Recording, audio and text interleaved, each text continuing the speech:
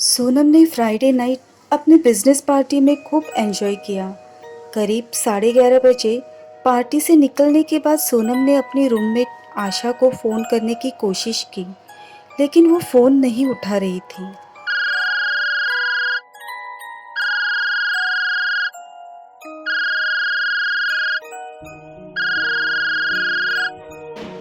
Hello.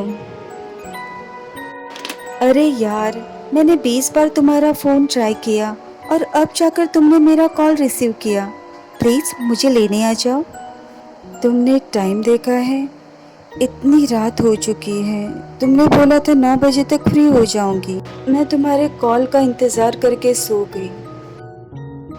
Sorry यार, time का मुझे अंदाज़ा ही नहीं लगा। अब आ जाओ ना लेने। रात के अब 12 बजने वाले हैं और मैं इतनी रात को ड्राइव नहीं करूंगी। सुनो, तुम कैब पकड़ कर आने की कोशिश करो।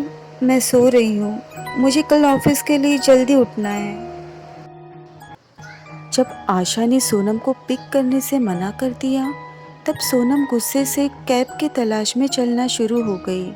रात के समय सुनसान सड़क पर अकेले चलना सोनम को अब डर सा महसूस होने लगा था, क्योंकि उसने उस रास्ते के बारे में अजीबोगरीब कहानियां सुनी हुई थी। उसके दिमाग में लोगों ने कही हुई सारी बातें घूम रही थी कि उसे अचानक यह महसूस होने लगा कि कोई उसका पीछा कर रहा हो। उसे पीछे मुड़कर देखने की हिम्मत नहीं हो रही थी।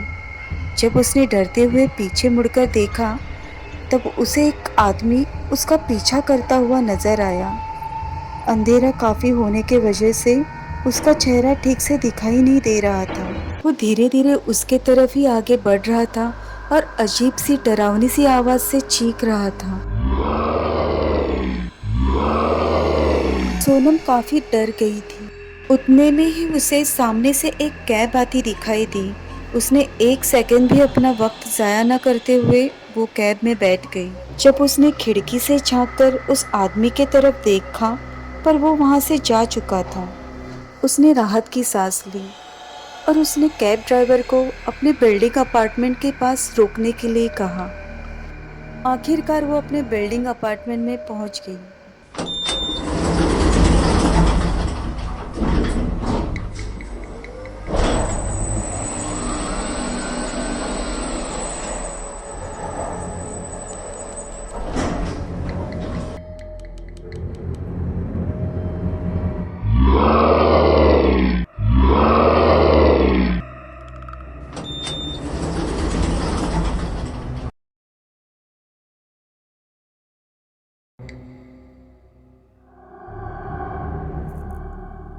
तुम ठीक तो हो?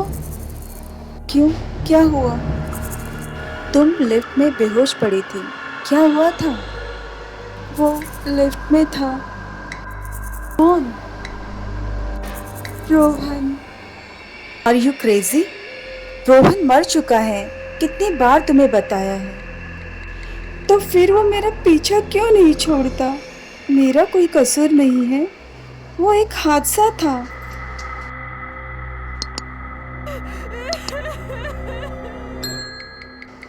बहुत रात हो गई है।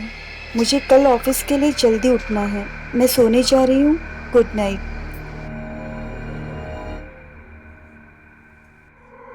रोहन एक सीधा साधा नेक दिल का अच्छा लड़का था, जो सोनम से बेहद प्यार करता था।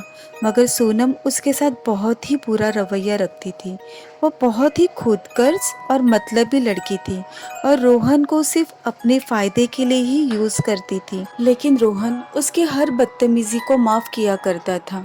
इसी बात का फायदा उठाते सोनम ने कभी भी अपने रवैये को सुधारने की कोशिश नहीं की। वो हर चीज में अपनी मर्जी चलाती थी और रोहन को उसकी सारी बात माननी पड़ती थी, क्योंकि वो नाराज न हो जाए। एक रात सोनम ने अपनी दोस्त की कार बोरो की और उसने किसी हिल स्टेशन पे जाने का प्लान बनाया। उसने रोहन को अपने साथ हिल स्टेशन चलने कहा। रोहन जाना नहीं चाहता था, क्योंकि अगले दिन उसे अपने ऑफिस के एक इम्पोर्टेंट काम के लिए सुबह की फ्लाइट से दिल्ली जाना था। लेकिन सोनम के जिद के वजह से वो उसे मना नहीं कर पाया। उस दिन सोनम बहुत ही तेजी से गाड़ी चला रही थी रोहन डर रहा था कि कोई हादसा न हो जाए, इसलिए वो उसे गाड़ी संभालकर चलाने के लिए कह रहा था। लेकिन सोनम उसकी कोई बात न मानते हुए उसे भला बुरा कहने लगी। अगर तुम्हें मेरी गाड़ी चलाने से इतनी प्रॉब्लम है ना, तो गाड़ी से बाहर निकल जाओ। रोहन उसे बार बार कहता रहा कि गाड़ी आराम से चलाओ, कहीं ऐसा न हो कि गाड़ी रास्ते में खराब हो जाए।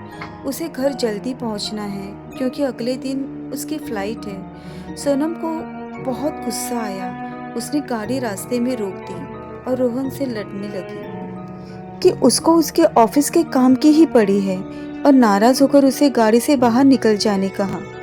Just get out of the car right now. Sorry baby, मुझे माफ कर दो।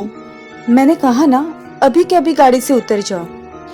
रोहन ने उसे बहुत समझाया, पर उसने उसकी एक भी बात नहीं मानी और रोहन गाड़ी से बाहर निकला। प्लीज सोनम, मुझे अंदर आने दो। इतने घने जंगल में मुझे अकेला छोड़कर मत जाओ। लेकिन सोनम ने उसकी एक भी बात न मानते हुए उसे अकेले जंगल छोड़कर वो वहां से निकल गई। उसने गाड़ी स्टार्ट की और म्यूजिक प्लेयर ऑन करके म्यूजिक सुनते सुनते वो गाड़ी चला रही थी। रोहन अकेले सुनसान जंगल के रास्ते पर चल रहा था। उस जंगल के रास्ते में एक भी गाड़ी नहीं गुजरी कि जिससे वो हेल्प ले सके। अचानक से उसे जंगल से शेर की आवाज सुनाई पड़ी और वो वहां से भागने लगा।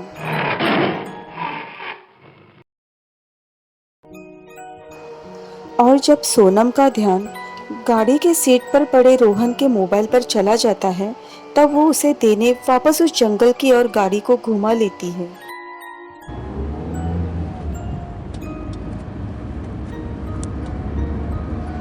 जैसे ही सोनम खिड़की से बाहर झांक कर देखती है, तो उसे दूर जंगल में पेड़ के नीचे रोहन मरा हुआ दिखाई देता है।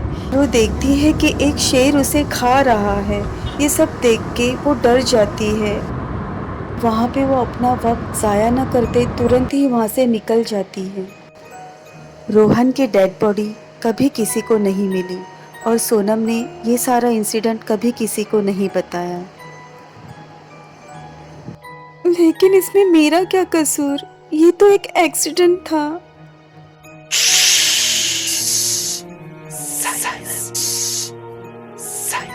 उस दिन के बाद उसे हर रोज रोहन की आत्मा दिखाई देती है, जो अपना बदला लेना चाहती है। आज सोनम किसी मेंटल असाइलम में है और रोहन उसे वहां पर भी हर रोज दिखाई देता है।